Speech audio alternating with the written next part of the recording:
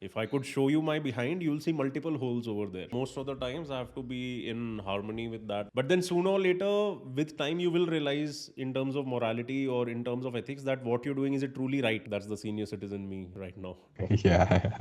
I mean, if you've seen me through time and you've seen whatever differences you might have noticed in me, that is because I've got nobody to coach me. I've got no brother. I've got nothing. But life is dealing very nicely with me in every possible way. Yeah. So, in a lot of most of the times, I have to be in harmony with that, and I have to kind of understand what is it trying to tell me next. Because ultimately, for example, even if you come to me, or let's say somebody goes to somebody for help, or somebody tries to read books, somebody watches YouTube all day trying to learn all of this. In most situations, answers are already within you, and your own life is talking to you. It's just that very few people have the sensitivity to observe and understand everything that is happening around. Hmm. You know, Yeah. Yeah. Makes sense. everything has a meaning. Like, for example, let's say all of us today have, street dogs around and stuff like that. But one day, let's say you see a dog and if he's throwing up and you see him at that time, or let's say one day you see a dog when he's injured, Hmm. all of those things have meaning. Hmm. But I understand that people have been intellectualized more with information, Hmm. Hmm. and they've been actually switched off from other sources, which are the roots of everything else. Yeah. You know, Makes sense.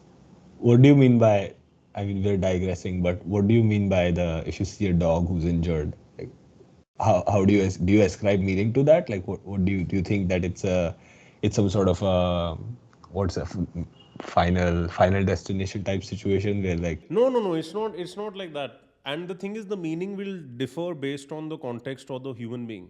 Because, like, you must have heard that saying, "As within, so without," or what they say, "Yatha pinde tatha brahmande." That is the Sanskrit saying, I think, for it. So, for example, if I see it based on my current life circumstances and something which is bothering me or something which I'm thinking about, and then I see something like this, that will have an independent meaning for me, hmm. because I need to know what's happening with me at a decent enough level. You don't need to be freaking enlightened, but at a decent enough level. And then when you see life talking to you, then the two combine to make a meaning. Hmm. All right. So it is not very very. I mean, there are still certain common denominations of all of this. Like if you see a dead animal, all right, then in a lot of ways it's not necessarily a good thing. Or if you see certain kinds of animals, or like in India, you have a very common thing. If a black cat crosses, Yeah. you don't cross. It's supposedly the same with the snake, because basically the energy which comes in these particular animals is an energy which is extremely powerful, first of all. Secondly, it's very cruel, it's very forceful, and normally it teaches you via evil methods. Hmm. All right, like for example, we have things which teach us. Somebody will teach us with warmth, patience, love, benevolence, and then you have a teacher who will whip you on the butt. Yeah. Yeah. All right, but both of them are actually teaching you. Hmm. Hmm. All right. So then, if you go deeper in this, there are different kinds of people. Some people go like, I'll just love my fate, even if that means that I saw the cat, I know what it means, but I'll still cross. Hmm. All right. And then there are some people who will turn back. Hmm. All right. It's fine. That is your internal way of responding to whatever is happening outside. And, there is a certain level of fear programming also based in all of this. But then fear has different sides. One is just pure mental, intellectual fear, which will cause unnecessary thinking, anxiety, etc. One is fear which acts as a compass. Hmm.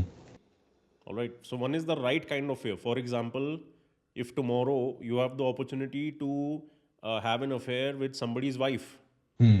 all right, um, you might do it in the beginning because of excitement. You might do it because like this was a young boy's dream, for example, or might have seen milf porn or this or that, all of that.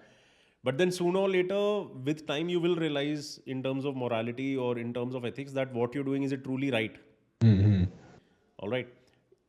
And the mind would also try to make you believe that it's okay, because either it'll say that this is the time everybody's doing it, or it'll say that that person's marriage is anyways not happy, you know the husband is not behaving nicely, etc. So like but the thing is that sooner or later, you stop attaching terms and conditions to life's basic principles. Hmm. Hmm. All right. And that is when magic starts to happen. But unfortunately, most of society is very, very far from that. Even me, like, even I was very far. I mean, and I didn't come to any of these understandings in a warm, peaceful, benevolent way. Hmm. If I could show you my behind, you'll see multiple holes over there. Hmm. Hmm. All right. Well, that's how many things have happened. So, but it's cool. It's good. It's fun, and it ultimately shows you that most of what we give importance to is actually not that important. Yeah. You know, it's purely important only in the field of thought. It's not important in terms of substance.